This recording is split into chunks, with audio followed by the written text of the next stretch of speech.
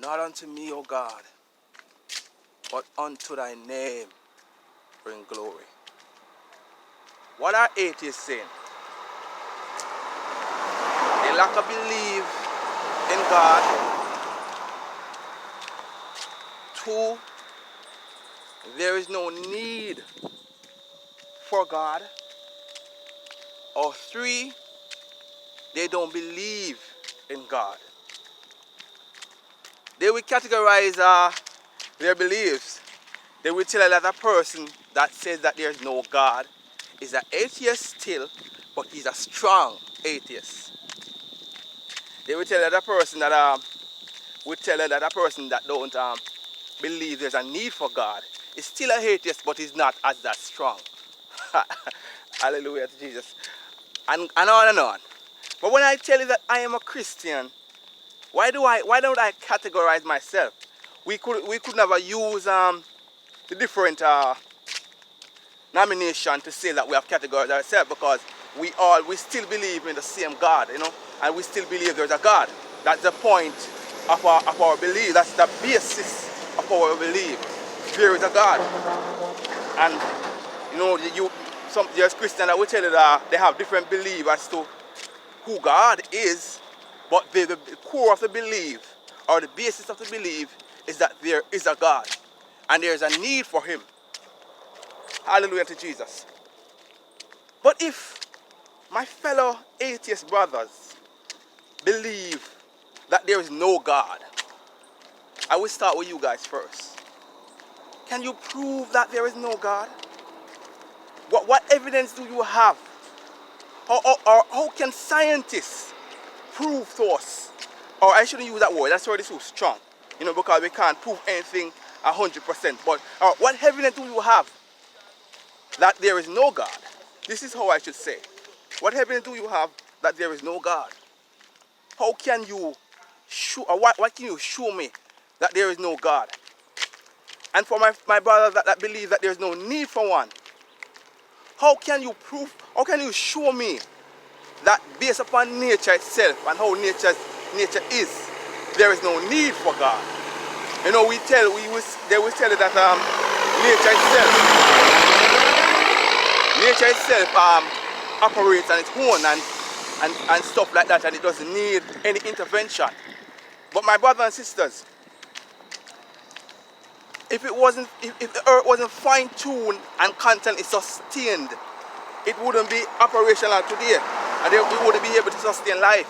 Because nature, the force of nature itself, is just it's just a constant, something that happens constantly, something that's a constant, over and over, doing the same thing, right?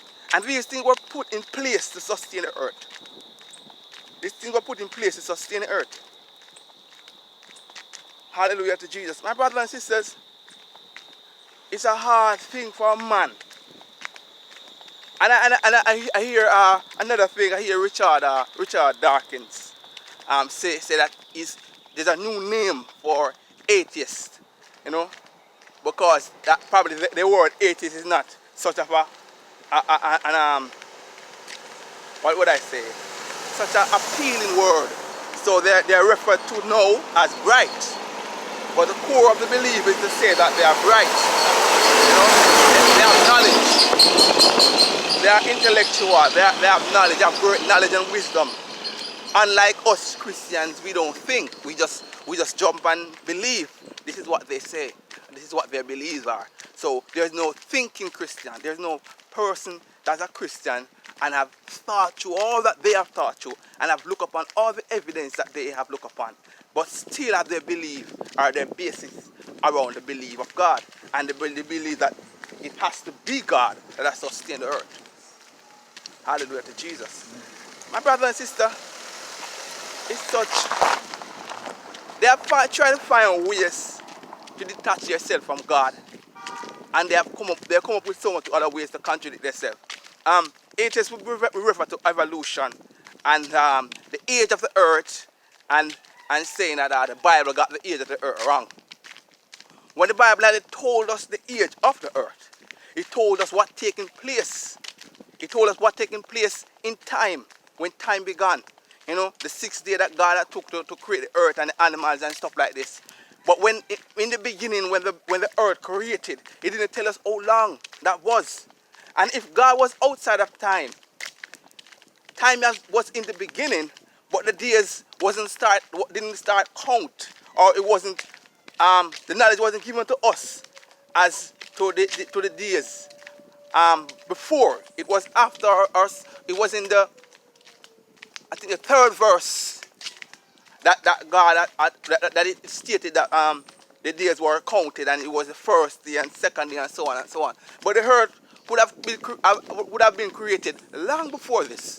So it's not that scientists got it right, even though I know that many people had that believe that the earth was a certain amount of years ago. Even myself had that belief that the earth was a certain amount of age, but it wasn't billions of years. But regardless of that being the case, we can't, the core of the matter, or basis of the matter, is the existence of God, or proof or evidence that there is none. I know for sure, based upon my experience, based upon observation, based upon science, and I'm not a scientist, that there is a God, and there is and has to be one. You know, they will tell you that majority Christians the reason for their conviction is the fear of dying, and after death, that will be just that, and there is nothing else after death. So then the fear is so convincing. I should say, the belief of having life after death is so great that anyone would draw to that. And yes, they're right. They're right to a certain extent. No one want to die, you know. And I can tell the majority of the world would want to have to accept that after you die, you will pass off. But it's way past that. There's just a spiritual thing going on when you come to know God. There's just a spiritual thing. You're drawing you to his compassion and love and his knowledge and the thing that he taught. There's just a spiritual thing drawing you to know and wanting to please him. So you're no longer considering on life and after you die. You're considering pleasing your fellow brothers and sisters. You're considering drawing other people to him. You know, I asked my friend some time ago, why? What am I gaining from trying to convince you guys so much? Why do you think I push, I should say, hallelujah, I try to push this intent, or my belief, as you would say, on them? Why do I try to convince people? What am I gaining from this? What is this motivation to go about and speak and to tell people? Why? It's the Spirit of God. I'm so convinced, and it's in love within me, because I'm so convinced that that what I'm experiencing other people, I would want to experience the same thing. I would want other people to experience the same thing. That I have no other choice but to try to convince and encourage people to do this, to walk in the path of Christ. You know, atheists and a revolution will tell you that they have the same drive. But I would say that it's false in every way. Because what drives them is not a means of trying to help their fellow brothers and sisters or uplift their spirits. It is based upon their belief, and if they believe that energy and life and energy and matter is the only thing that exists, or science is the only thing that exists and there's no need, that their life is meaningless. Meaningless, not to say that they don't have things that they care for and stuff like that. Meaninless to the core of saying that there's nothing to gain from it, you know, because they're just here for a certain amount of years, and then that will be just that, and there's nothing else behind it.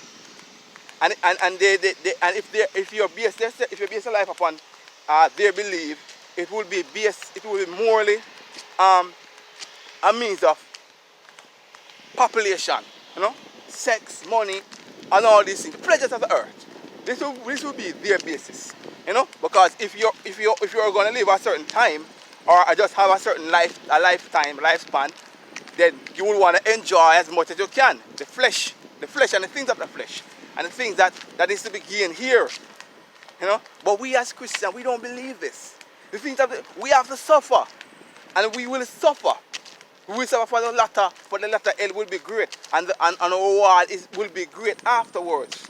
And I don't mean that it's a must that we must suffer physically, but I know that we will suffer spiritually, yeah, spiritually.